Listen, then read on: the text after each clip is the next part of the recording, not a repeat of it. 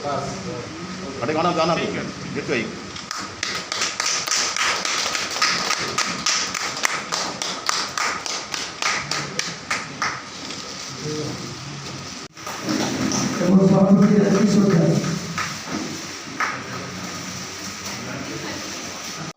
दुईटी गल्प संकलन सरी तृतीय गल्प संकलन आज प्रचलन होती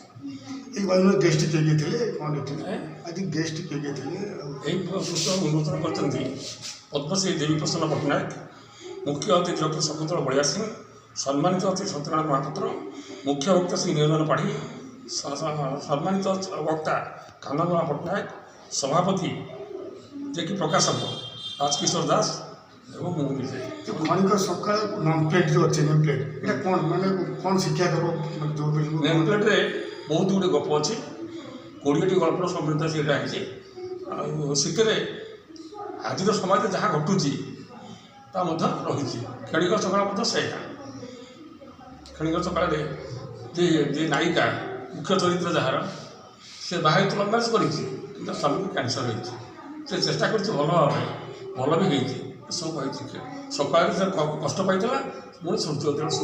से शांति पाई जाए यही हूँ तार बोल किसी ना पाठ पाठक मैंने कौन मेसेज देवाक चाहिए पाठ पढ़े मासे दे मो गप बही पढ़ु मत उत्साहित करते लिखा बहीटा कौन मिल पाठ पाठ पाइबे कि प्रकाशन पाखे बस स्टाण्ड में मिल हाँ पाई मिल पारे से पठेबे सर आउ गोटे जिन होची आपण बही को पूर्वतन मुख्यमंत्री नवीन पट्टनायक पढ़ी आज से फेसबुक रे छाड़ी ना आप जानना ना मुझे जानी से फेसबुक रे पोस्ट कर आपणकर बही को से ये कर मत देवे से तो फेसबुक रे आप नवीन पट्टनायक प्रोफाइल जाएंगे से बहुत खुशी जड़े पूर्वतन मुख्यमंत्री से कहते जड़े विराट लेखक से जो बही को ये कर बारे चिरऋणी धन्यवाद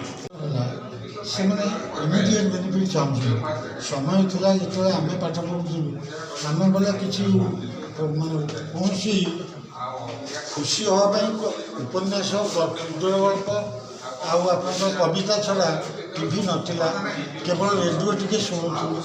तेणु बर्तमान समय से रेडियो देखा मु खंडे रेडियो रखी सका शुणा वंदे भारत टी शुणा यही सब कथा आज जो शशिभूषण महांती आमर जे जड़े प्राक्तन आम कर्मचारी नियोजन विभाग जोटा बर्तमान स्किल डेभलपमेंट सी रिटायरमेंट पर कौन उपकृत हे से देखिले ये बयस निजक सुस्थ रखापी मन को गोटे कौटी बांधा दरकार से मन को बांधवाक जाए से जन साहित्यिक बनीगले बर्तमान 5 खंड गल्प संकलन एवं 4 खंड उपन्यास ये क्षणिक सकाल पंचम कि षष्ठ कर मुझे पूरा मात्रा जड़ित केतवे केमती से मो घर को जाती संशोधन कौटी कौन टे भूल किंतु पाठक होती अभाव बर्तमान कहीं बही खंडे किणा चाहूना कारण बही कि से केवल श्रवण जोटा मन भर आनंद पाऊँ आम जो उपन्यास पढ़ुलु शास्त्री कान्हूचरण शास्त्री पढ़ुलु पढ़ला बेले आम देखुलु से जाति भित्तिक से जाति भित्तिक से जो क्यारेक्टर से जो विधवा थे से भल पाते समाज कल्याण करुले ये सब जिते से आम ये टीवी है पे कौन कर टीवी देखिक सतोष होती शुणुंट देखुंट से आनंदित होती मोबाइल आसीगला विश्वास करेनि मो घरे मोर गोटे नाती सी स्टैंडर्ड अपर नर्सरी पढ़ुची स्टैंडर्ड 1 है सी सबू जिनस जानी मुझे जानी मुझे डिस्ट्रिक्ट एम्प्लॉयमेंट ऑफिसर रिटायर्ड किंतु मुझे जहाँ न जानी से लैपटॉप कहतु तो ये कहतु सबुति सी जानी जे तुम कि जान मुझे सब जानी से निजे चलू तेणु जो प्रश्न दुखदायक जिनस सी पिला बर्तमान पचार अच्छा आ गोटे कथा देखो जो सबले वर्णबोध था बर्तमान से वर्णबोध आना आम लिखुलु कांकड़ कआकार का कंकड़ बर्तमान करे आकार अनुसार कड़ दुईटा सामान आपण मैंने भाव तेणु अपभ्रंश हो से अपभ्रंश आम ही दायी ठीक उपन्यास और नेमप्लेट हूँ गल्प संकलन ये शशिभूषण गाल्पिक आमर शहीद नगर पुरुखा व्यक्तित्व ବର୍ତ୍ତମାନ ତାଙ୍କର 6ଟି ଉପନ୍ୟାସ ଏବଂ 3ଟି ଗଳ୍ପ ସଂକଳନ ପ୍ରକାଶ ହୋଇ ସାରିଛି। ଆଜି ଆପଣମାନେ ସବୁ ଦେଖିଲେ, ବିଶିଷ୍ଟ ଅତିଥିମାନେ ଅଛନ୍ତି। ମାନେ ବହୁତ କମ୍ ସମୟ ଭିତରେ ଗୁଡ଼େ ଲେଖା ଲେଖିକିରି ସେ ଆଜିକାଲି ଯୁଗରେ ଯେ ପାଠକୀୟ ଅଦ୍ୱିତୀୟ ପାଇଛନ୍ତି। ଆଜି ଲେଖିବା ପାଠ ପଢ଼ିବା ଲୋକମାନଙ୍କ ପାଖରେ ଆଉ ଆଜିକାଲି କାହା ଧୈର୍ଯ୍ୟ ନାହିଁ। ସୋସିଆଲ ମିଡ଼ିଆ ଯୁଗରେ ଏଇଟା ସେ ତା ସତ୍ତ୍ୱେ ମଧ୍ୟ ସେ ନିଜର ସାଧନା ଜାରି ରଖିଛନ୍ତି ଏବଂ ପାଠକୀୟ ଅଦ୍ୱିତୀୟ ଅନୁଭବ ନିଶ୍ଚିତ ଭାବରେ ପାଇବେ ସେ ଆମେ ଆଶା ରଖିଛୁ। ଏବଂ ଯେଉଁମାନେ ସବୁ ଆଜିକାଲି ଓଡ଼ିଆ ମାଧ୍ୟମ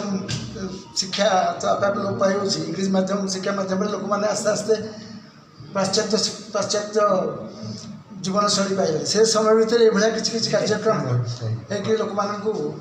ଉତ୍ସାହିତ କରିବ ଯେ ଆମ ଓଡ଼ିଆ ଭାଷା ଯେ ଶ୍ରେଷ୍ଠ ଭାଷା, ପୃଥିବୀର ଶ୍ରେଷ୍ଠ ଭାଷା, ଏଭଳିଆ ଭାଷା ପୃଥିବୀରେ ନାହିଁ। ପ୍ରତ୍ୟେକ ଭାଷାର ଯେଉଁମାନେ ଜାଣିଛନ୍ତି, ଭାଷା ପଢ଼ିଛନ୍ତି, ପାଠରୁ ଜାଣିଛନ୍ତି, ଏଭଳିଆ ଭାଷା ନାହିଁ। ଏବଂ ପୃଥିବୀର ପ୍ରଥମ ଭାଷା ଯିଏକି ଆପଣ ଶାସ୍ତ୍ରୀୟ ମାନ୍ୟତା ପାଇଲା ଆମର ଭାଷା ଭିତରେ ସୃଷ୍ଟି ଭଳି ଓଡ଼ିଆ ଭାଷା ହେଉଛି ପ୍ରଥମ ଭାଷା। ତ ଏଭଳିଆ ଭାଷାକୁ ଆମେ ନିଶ୍ଚିତ ଗର୍ବିତ। ଏ ଭାଷାରେ ଯେଉଁମାନେ ଯେତିକି କାମ କରୁଛନ୍ତି, କିଛି ନା କିଛି କାମ କରୁଛନ୍ତି, ସେମାନେ ସମସ୍ତେ ନମସ୍ୟ। ଆମେ ସମସ୍ତେ ତାଙ୍କୁ ଉତ୍ସାହ ଦେବା ଏବଂ ତାଙ୍କର ଦୀର୍ଘ ଜୀବନ କାମନା କରିବା ଏବଂ ସେମାନେ ଆହୁରି ବହୁ ଲେଖା ଦିଅନ୍ତୁ। ଆଜି ପାଠ ମାନେ କମି ଯାଉଛନ୍ତି, ଆମେ ଯୁବପିଢ଼ିଙ୍କୁ କ'ଣ କହିବେ, ମେସେଜ୍ କ'ଣ ଯାଉଛନ୍ତି? ସେଇଟା ତ ବହୁତ ଦୁଃଖର ବିଷୟ, କାରଣ ସୋସିଆଲ ମିଡ଼ିଆରେ